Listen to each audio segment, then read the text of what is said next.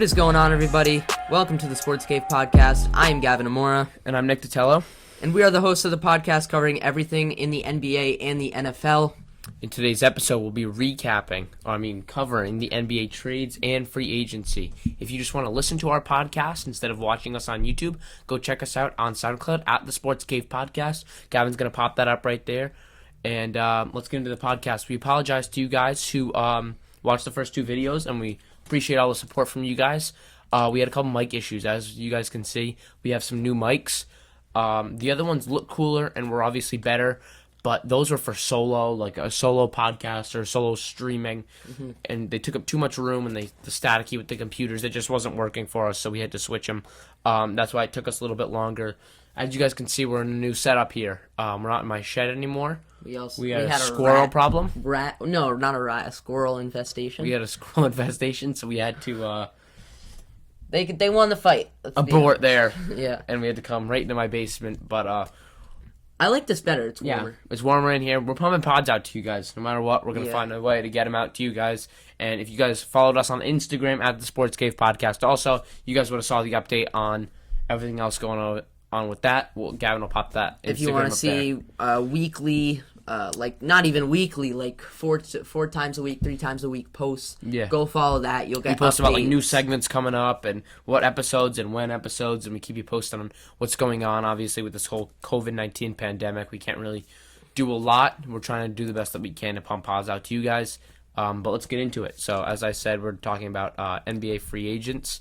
And trades. So the trade deadline, you want me to get into that? You want to get into I want to actually say, so we're starting off with free agents. Then we're going to hit our new segment, This or That. You would have saw that on the Instagram. Go follow that, as we already said. And then we're going to get into the NBA possible trades and trades that could happen. Yep, and that's basically all the... So starting That's off, all we got. If you guys also want to see anything else in the podcast, snap us, DM us, text us, whatever you guys want, and we'll take your suggestions. If you guys want to see longer podcasts, we try and keep them shorter for you guys. No one wants to watch a long pod, so we try and keep them shorter. Let us know what you guys think. We want to hear from you, but let's get into it. So do you want to talk about the trade deadline?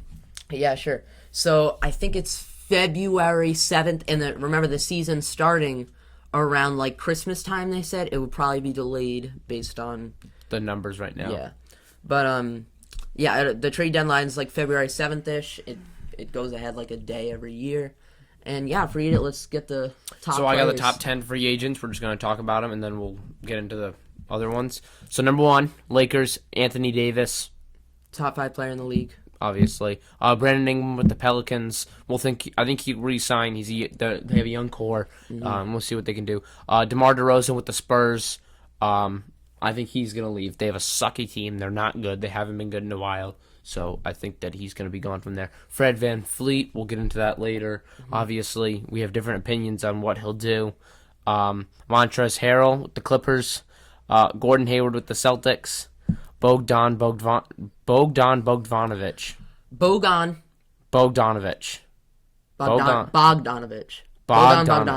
I got you. He plays for the Kings. I'll take this one. Is it Goran? Oh, God. Here we Dragic? Goran Dragic or Goran Dragic? I say Goran Dragic. Goran Dragic. Anthony Davis, number 1, free agent. So, Anthony Davis won the championship last year in the bubble. I think they're going to want to re-sign him. I really do. He's been good for them right now. I don't see why they would let go of him or why he'd want to go anywhere else with his relationship with LeBron, as I said. And I think you would get a lot of backlash from the Lakers if he left anyway. He's going to win a championship next year, maybe. Even more, yeah. Yeah. So next up, I have Brandon Ingram. So Brandon Ingram is on the Pelicans. Last year, he was on the Lakers with LeBron. He was probably the second best or third best when the Lakers weren't as good. He's a skinny type of Kevin Durant kind of player.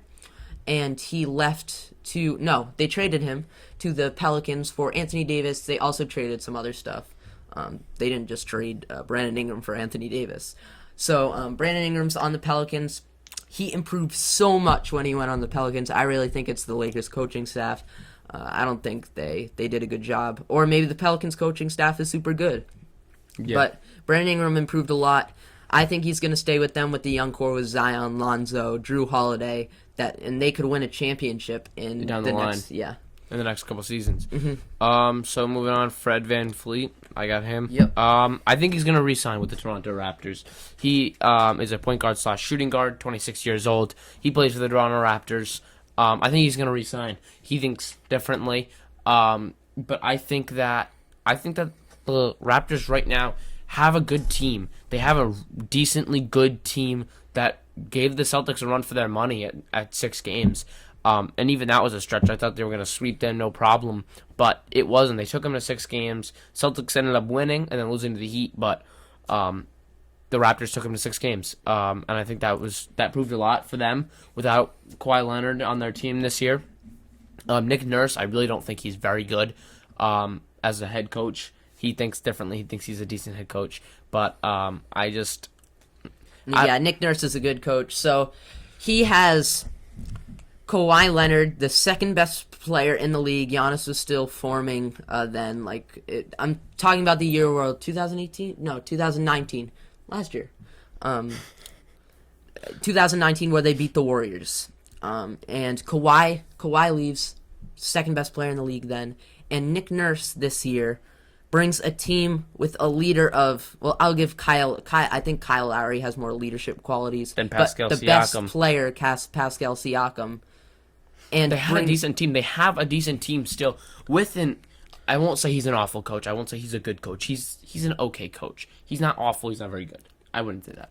That's what I'd say. But I think he's going to stay. I think that with another good addition like a Kawhi Leonard play with a very high up leader with a lot of experience, I think they're going to win banners. I think they're going to do very well. I think they have a good team with a lot of depth. So I think Drake will leave. Drake. Oh, yes. He looks like Drake. We forgot to mention that. If you don't know who that is, he basically looks like Drake. Yeah, I'll pop up a picture of him. But so I think he's going to leave if they don't get a star player. Because if they're not going to get a star player or pick someone up for free agency or trade someone for the star player, I think he's leaving. He's like, this Raptors team is going nowhere. I got a championship. I'm out now. Yeah.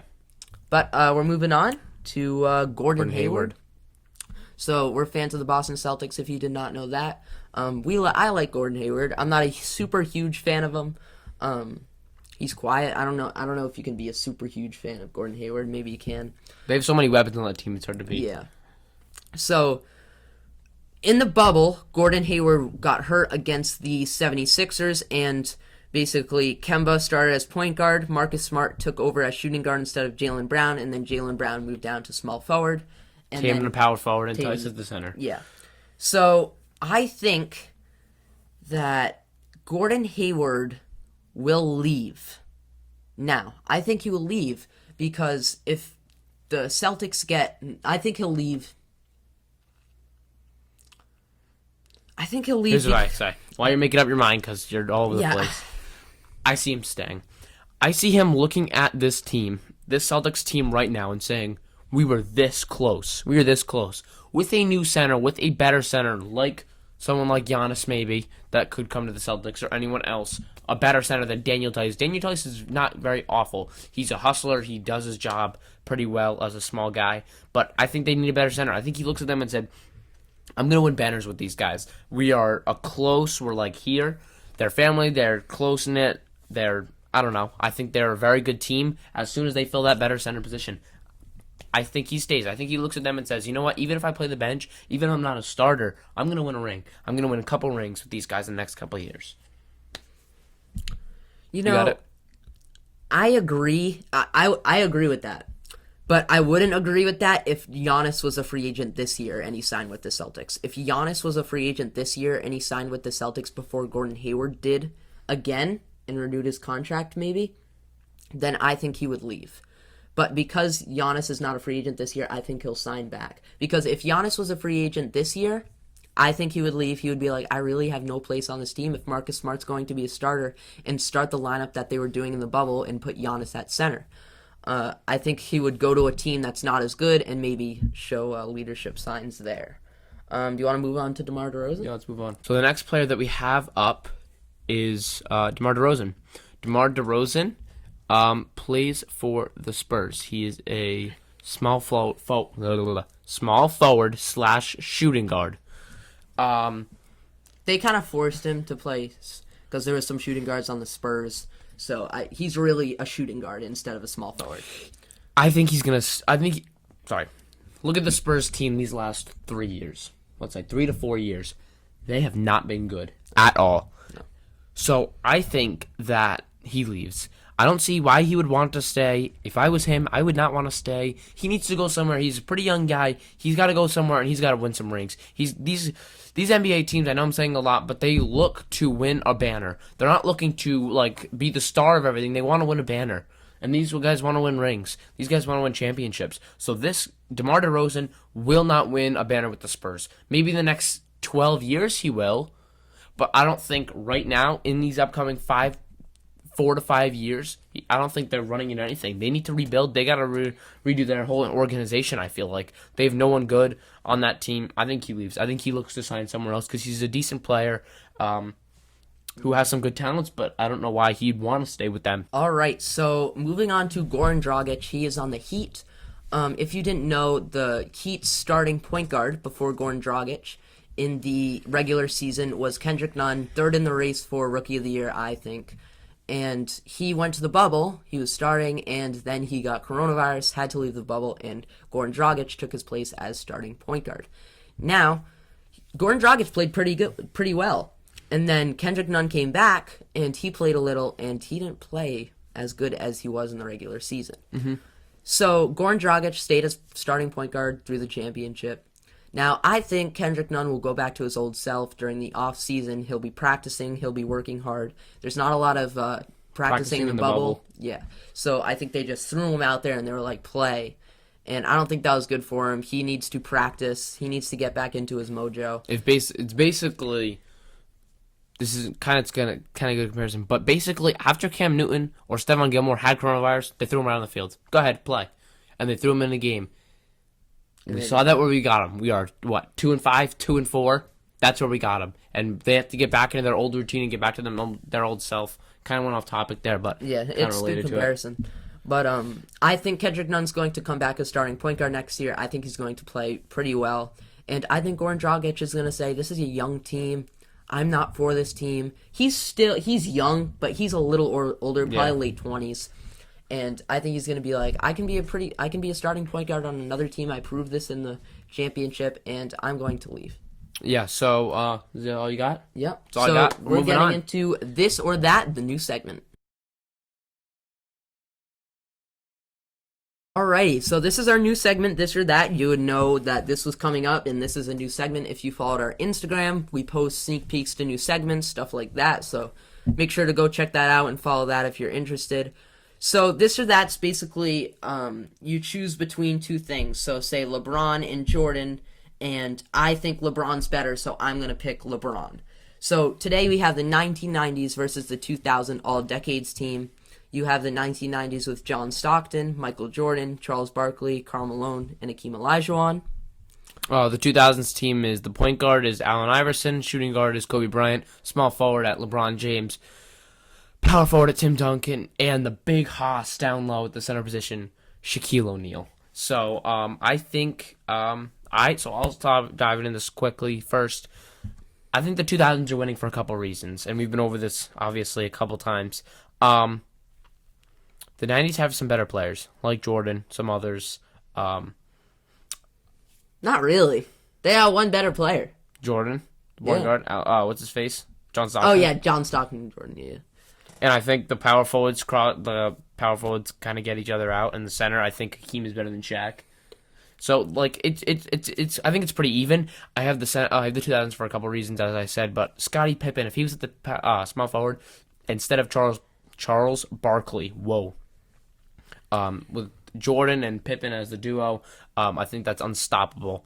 And I think Pippen is a better defender and can hold down LeBron better, but I have the 2000s either way. Especially young LeBron. Yeah. So I have the 2000s as well, but I'm going to give you an argument why the 1990s could beat the 2000s. So you have John Stockton, obviously better than Allen Iverson. Don't even argue with me with that.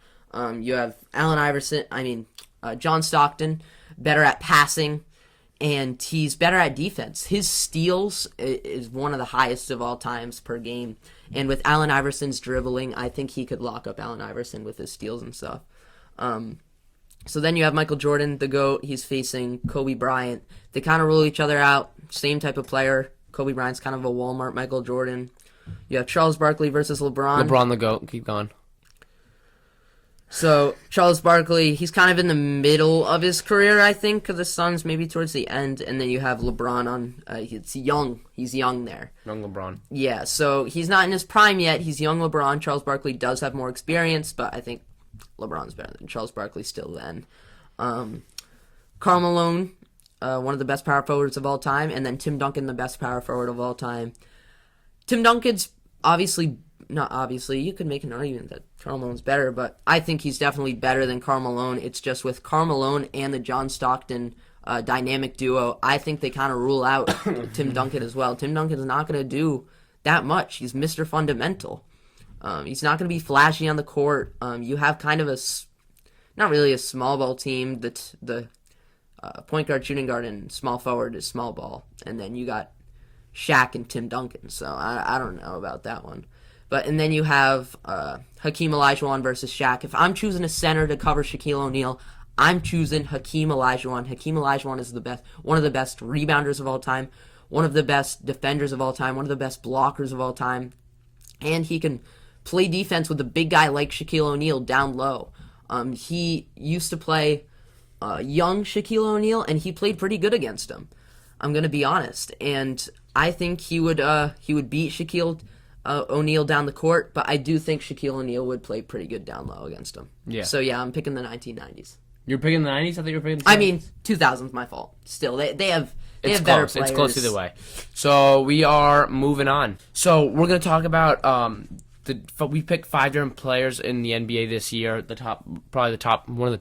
top 10 this year. And we just talked about them. So our number one guy we have is Giannis. We're gonna talk about these kind of quickly a little bit. I think Giannis is gonna give the Bucks one more year.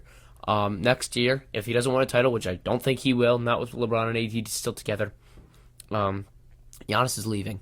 Giannis is leaving the Bucks. If you guys follow any news in the NBA or ESPN or NBA or anything like that, Jason Tatum and Giannis Antetokounmpo had dinner last week in Boston. I think Boston's a perfect fit for him. Giannis is looking for a whole bunch of different weapons that he can use.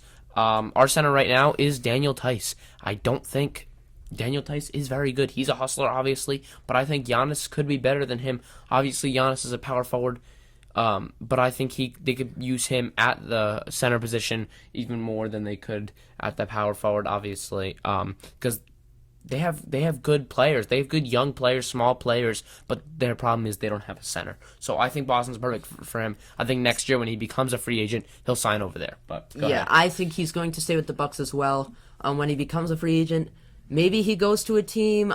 Maybe he goes to the Celtics. He's obviously going to go to a team, but maybe he goes to the Celtics. I think the Celtics will put him at power forward. I'm going to be honest, unless they put him at the center and play small ball.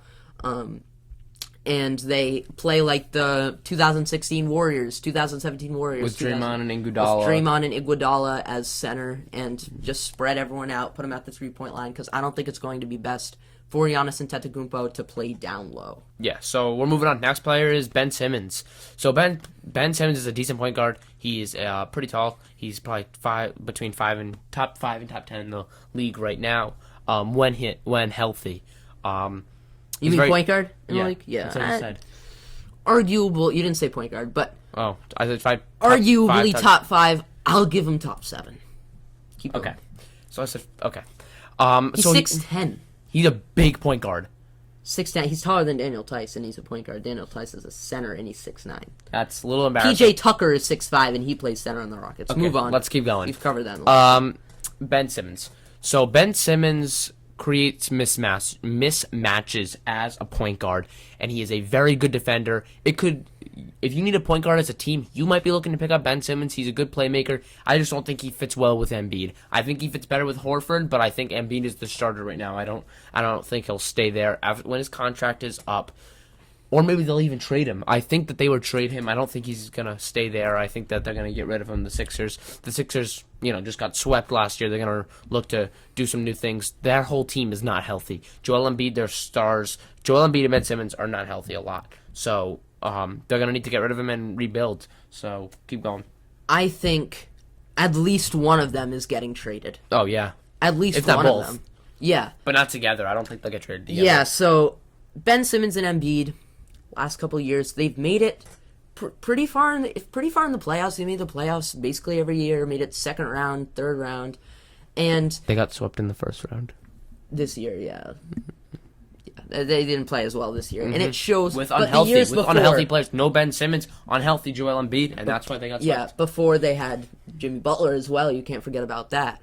So Yeah. the Sixers, they need to start something new. They see that Ben Simmons and Embiid maybe aren't the best match. Yeah. And I think Ben Simmons could fit on another team. So the next player we'll be talking about is Chris Paul. I think it's the same case as Ben Simmons. I think he's a decent point guard. I thought he was old. I thought he was washed. I thought he was going to retire or should retire. But then he took the Rockets to 7 games in the bubble and proved that he could lead this Thunder team to something more. Past in the bubble, and I think with a better team, I think he can go far. I think he can do very well with a better team. Yeah, so I think he's going to leave the Thunder. I think they're going to trade him. Maybe for some younger players. They have younger players like Dennis Schroeder, Shai Gilgeous-Alexander, but I think Chris Paul is too old and they're starting I'm not going to say a dynasty, but a new team, kind of like the Pelicans with Zion, stuff like that. They got Shai, they got Dennis Schroeder, almost 6th man of the year. Yeah. And I don't think Chris Paul is good for that. He was a good temporary leader, but I think it's time to trade him to another team while he's young, while he did good, so you can get some good value. Yeah. The city can rebuild. Last player I want to do is Damian Lillard. Damian Lillard is a very good point guard, but him and the Blazers, they're just not connecting. He's been loyal to them for a long, long time, but he's one of the top 3 point guards in the league right now, arguably top 2. But he needs a better team. He needs some help. Either they need to get some help, but I think they trade him and rebuild because that's all they can offer right now for trades. So I think they offer him up and get rid of him, but he's a good point guard and he should be with a better team. He is injury prone a little bit, so everyone just has to watch out for that. But if you have him on a better team with other weapons, I think he can do well. I agree. I think he deserves a championship. He's been doing well this year. He won one game against the Lakers, which is absurd. The fact that him by himself can win a game against the Los Angeles Lakers, the championship winners. I think that proved a lot. So I think that's just going to wrap it up for us. I'm Nick Ditello. I'm Gavin Moore. Thank you for watching. Make sure to leave a like, subscribe, turn on notifications, and leave a comment down below. Make sure to follow the Instagrams. And we will see you in the next video. And check us out on SoundCloud. Happy Halloween, and stay safe, guys. See ya. See ya.